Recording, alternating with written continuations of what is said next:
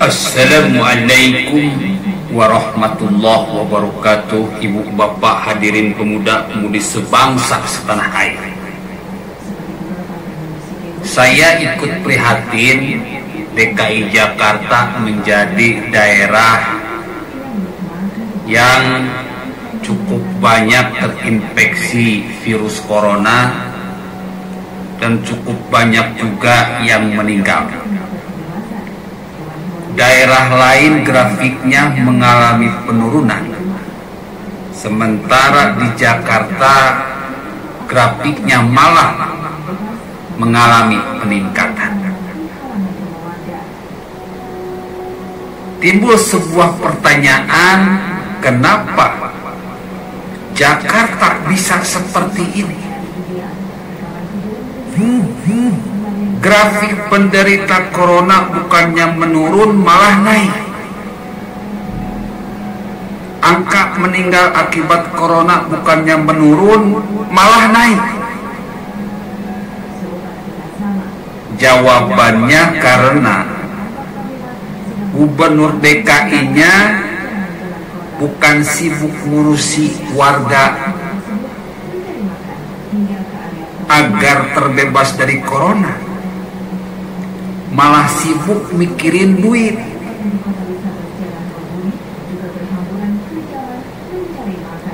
Kita melihat sudah berulang kali Gubernur DKI Jakarta ini melakukan tindakan innahu kana zoluman jahulan, melakukan tindakan yang bodoh dan zalim, selalu melakukan tindakan efek kejut, membatasi alat transportasi yang ada di Jakarta tanpa diperhitungkan baik-baik dampak positif dan dampak negatifnya. Akhirnya membludaklah orang berkumpul menunggu transportasi, rakyat pada ngantri. Akhirnya terjadilah penyebaran virus corona yang begitu masif. Di efek kejut yang pertama. Yang kedua, terjadi lagi efek kejut yang begitu mengerikan. Efek kejut ini membuat rakyat Jakarta sangat cemas. Disebutnya dengan efek getar. Seorang gubernur DKI bukannya memberikan optimisme kepada rakyat Jakarta bahwa telah terjadi penurunan penderita, penurunan yang meninggal karena corona, malah sebaliknya bikin kecemasan, menyebutkan bahwa yang meninggal di Jakarta sudah masuk pada tahap mengkhawatirkan, sebanyak 283 orang yang meninggal. Padahal data yang dikeluarkan pemerintah saat itu baru 77 orang.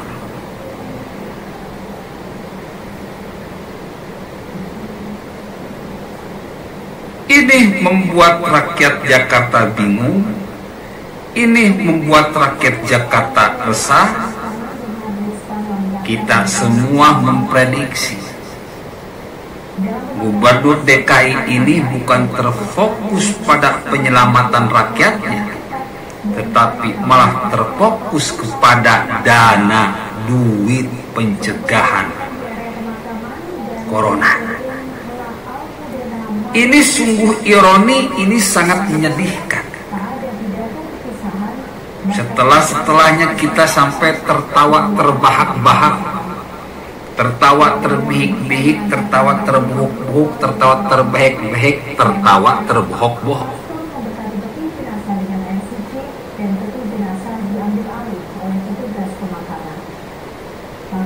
Dia meminta pemerintah mengeluarkan dana untuk 3,7 juta rakyat Jakarta yang terimbas virus corona. Anies Baswedan berdialog dengan Wakil Presiden. Ketika sudah ditanya apakah sudah dilakukan sebuah pengecekan data atau pendataan, Gubernur DKI ini mengatakan belum.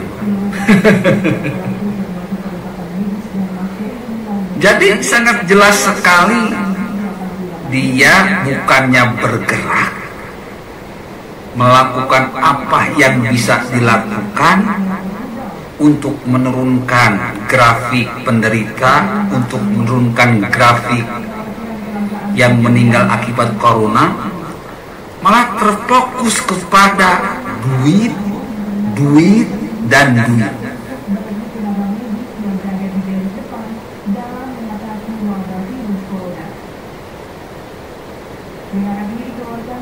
Akhirnya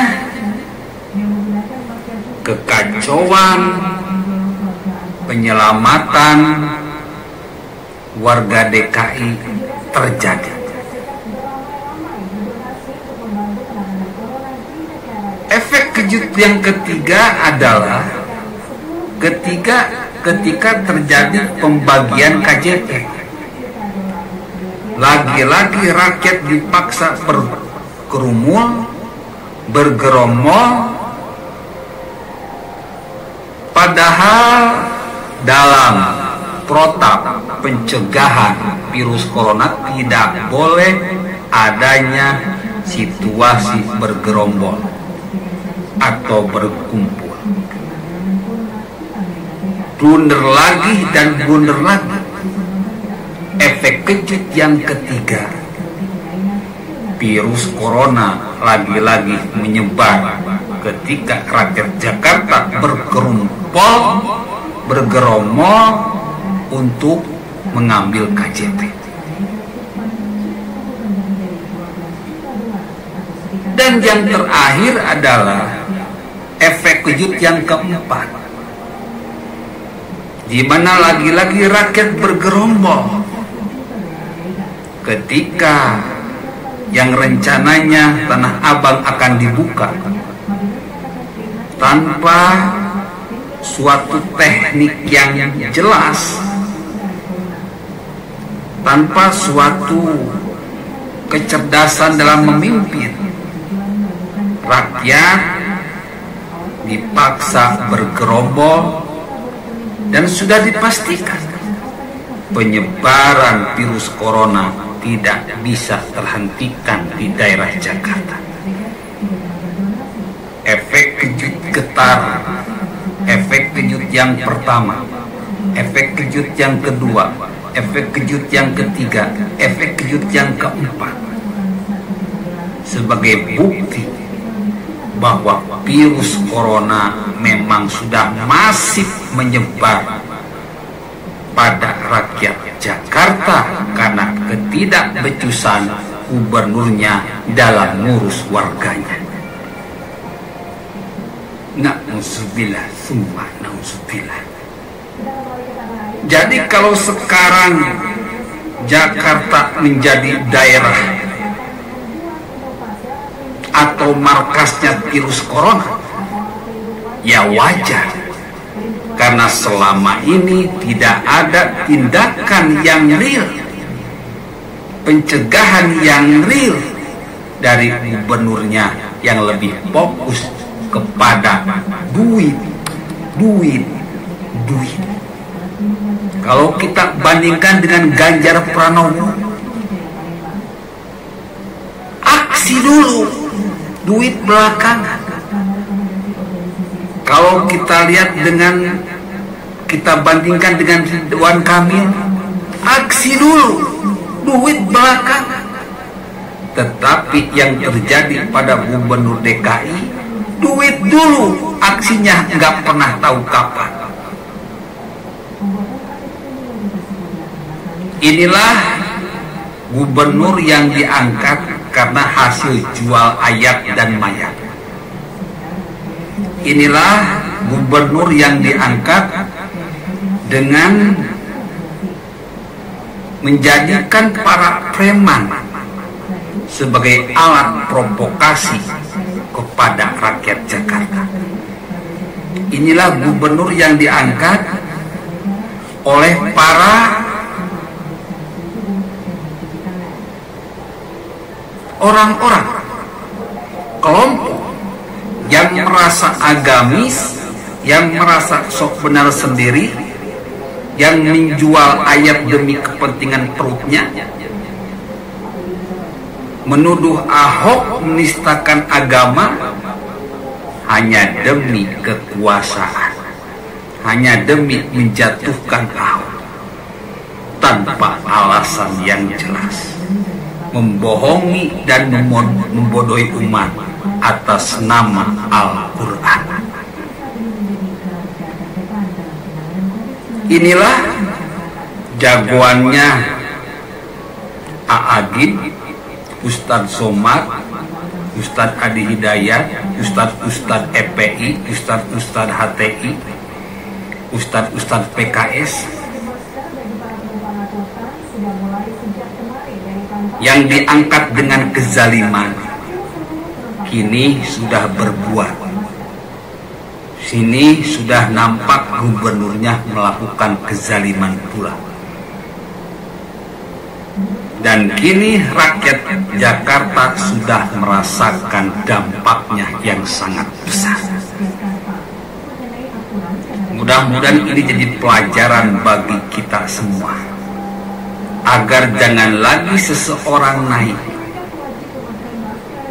dengan cara-cara yang jahat, agar jangan lagi seseorang memperoleh jabatan dengan cara-cara yang jahat, dengan cara-cara yang bodoh, menjual agama, menjual ayat Al-Quran hanya demi agar supaya umat takut.